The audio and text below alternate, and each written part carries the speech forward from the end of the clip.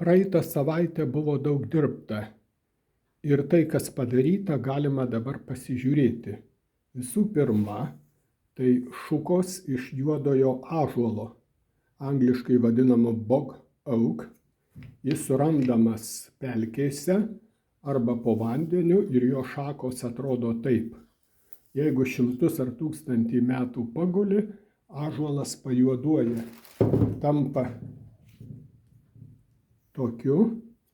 Tai šukas šį kartą dariau su aušros medžio ženklais.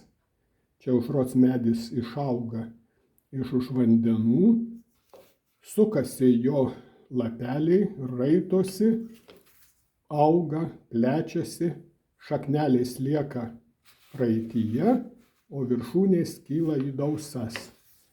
Čia aušros medį iš šonų saugo 2 žalčiai. Medis labiau išsikeroja, augina daugiau šakų. Taip pat ir čia sukasi, raitosi, vyniojasi jo šakos, lapeliai. Visi skirtingi. Čia aušros medis iš viršaus, kaip atrodo išsišakojęs. Du paukšteliai atskrenda ir nutupia į medžio šakas.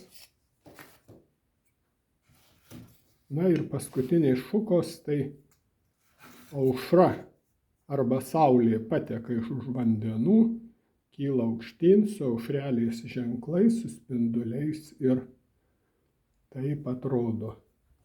Aušra todėl, kad šiais metais festivalyje Mėnuo juodaragis pagrindinė tema bus skirta aušrai.